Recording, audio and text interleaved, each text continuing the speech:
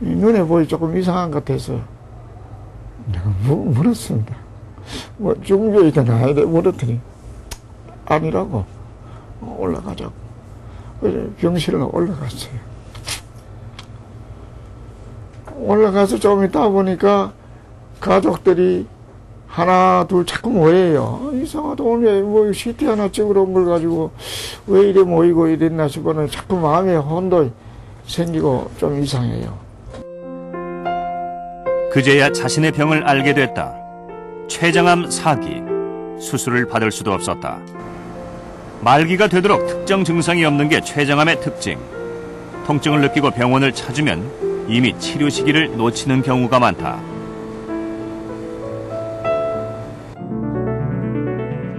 그 이유는 췌장의 위치와 관계가 있다.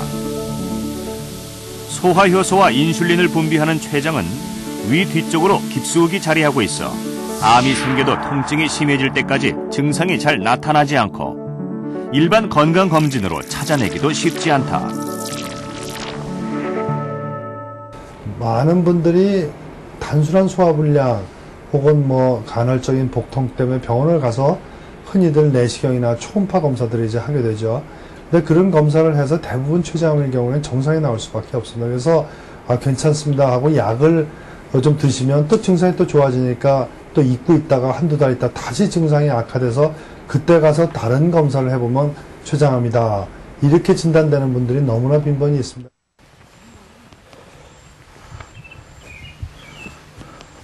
시간이 날 때마다 산을 찾는 문병구 씨. 그 역시 췌장암을 진단받기까지 여러 병원을 찾아다니며 시간을 보내야 했다. 첫 증상은 소화기 장애와 비슷했다. 다른 증상은 없었고 이 구토가 너무 심했어요. 그래서 밥을 못 먹었고 밥 먹으면 다고발됐고 물만 간신히 넘어가더라고요. 물만. 그래서 이 병원 저 병원 다 다녀봤는데 참 공교롭게 전부 다 역류성 식도염이래요. 역류성 식도염. 차 갈 때 그리고 가서 거기서 다시 올라오고. 약을 먹어도 증상이 나아지지 않았고 여러 병원을 다녔지만 진단은 모두 같았다. 그러는데 역류성 식도염이라 그래서 약을 먹어도 별 효과는 없고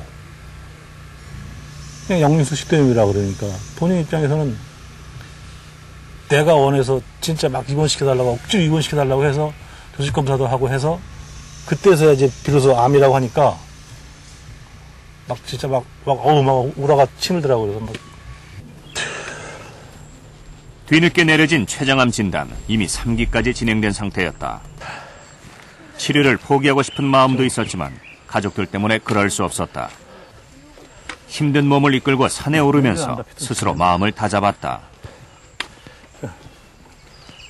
작년에는 내가 이 병이 걸려갖고 좀 부정적으로 생각을 했는데 요즘은 조금 더 긍정적으로 생각을 하죠. 좀 쉬어가라 그랬나 보다. 그래서 다시 인생을 사는 데 있어서 재정비를 할 기간도 된 것 같아요. 정기적인 CT 촬영을 위해 병원을 찾은 문병구 씨. 췌장암 치료의 가장 좋은 방법은 암 부위를 절제하는 수술을 받는 것이다. 하지만 췌장암 진단 당시 문병구 씨는 수술을 받을 수 없는 상황이었다. 이유는 종양의 위치 때문이다. 췌장의 머리 부분에 자리한 종양이 주요 혈관과 접해 있어 이미 암이 혈관을 파고 들어간 상황이었다. 같이 위치를 하고 있고 또 대동맥 주변의 반대쪽에 이제 임파선도 이제 조그맣게 이렇게 관찰이 돼서 암의 크기는 비교적 작지만 대동맥 주변의 건너편에 임파선이 있고 또 주변 혈관을 침윤을 한 게 뚜렷이 보였기 때문에 저희가 수술을 하는 거는 옳지 않은 길이다 이렇게 판단을 했었습니다. 췌장암 수술이 어려운 이유는 먼저 종양의 증식 속도가 매우 빠르다. 또한 췌장 주변에 많은 임파선과 혈관이 지나고 있는데 이 임파선과 혈관을 타고 암세포가 퍼져나가 다른 장기로의 전이가 잘 일어난다. 혈관에만 파고든 경우라도 대동맥의 경우엔 주위에 많은 신경이 지나고 있어 수술이 어렵다. 항암 치료를 받고 있는 문병구 씨. 치료 결과에 따라 수술 여부가 결정된다. 가족들을 위해서라도 수술을 받고 완쾌하고 싶은 마음이다. 애들이 어리고 그러니까 야, 저 애들 때문이라도 제가 한 10년은 더 살아야 되겠다. 그래서 더 오래 막 살려고는 안 했는데 그냥 개인적으로 소망으로 한 10년만 더 살았으면 좋겠다는 그런 욕심이 좀 있었어요. 그래서 야, 그러면 항암이 힘들더라도 한번 좀 견뎌보자 하고 지금까지 좀 오게 된 거죠.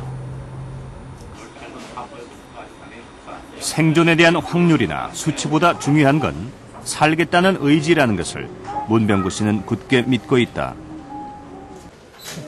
황달 증상으로 응급실을 찾은 이용석 씨. 소화불량 통증과 함께 췌장암 환자들에게 자주 나타나는 증상이다.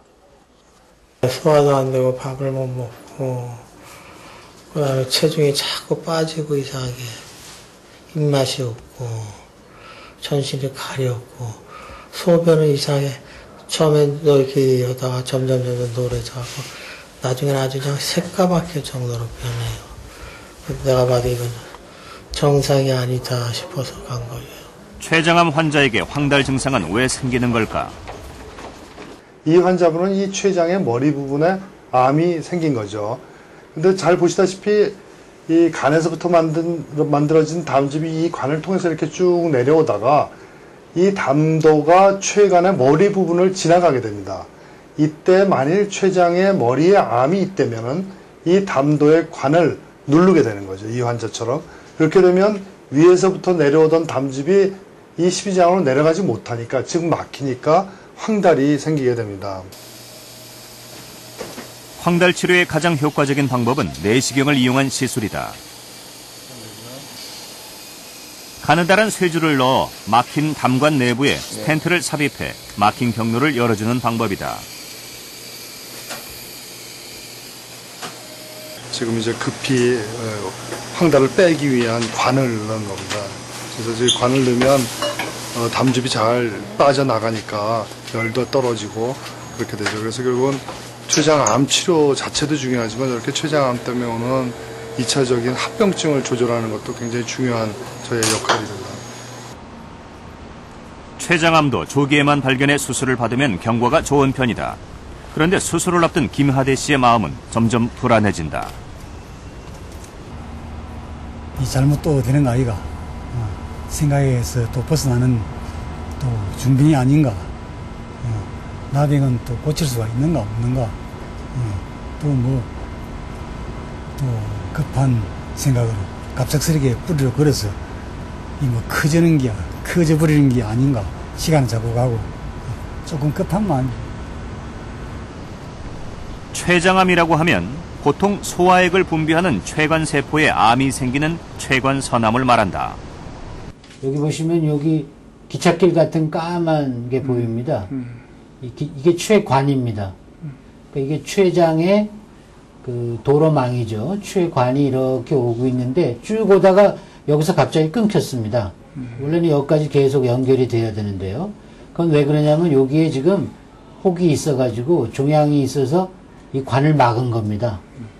그래가지고 지금 기찻길이 오다가 여기서 끊겼죠. 그래서 췌관이 단절이 됐는데 여기에 바로 종양이 있다는 뜻입니다. 초조하게 기다리던 시간이 지나고 드디어 수술을 받으러 들어가는 김하대 씨. 김하대 씨의 경우 췌장 머리 부분에 종양이 있기 때문에 주변 장기들을 다 절제하는 큰 수술이 이루어질 예정이다. 췌장 머리에 두부에 이제 암이 있는 경우는 그 담도의 말담부하고 그다음 12장하고 췌장 머리 부분 세 군데가 다 같은 곳에 연결이 돼 있기 때문에 그 한쪽만 수술할 수가 없습니다. 그래서 세 군데를 모두 절제를 해야지 수술이 완벽하게 됩니다. 췌12지장 절제술의 과정은 먼저 위의 일부분과 췌장 머리 부분, 12지장과 담관의 일부분을 절제한다. 그리고 소장에 남은 췌장을 이어주고 담관을 연결시키고 위와 소장을 이어준다. 그렇게 되면 간과 췌장에서 만들어지는 소화액이 소장으로 바로 흘러들어가 소화를 돕게 된다. 췌장 주변에 중요 혈관과 신경이 지나고 있고 장기들을 다시 연결해줘야 하기 때문에 췌장암 수술은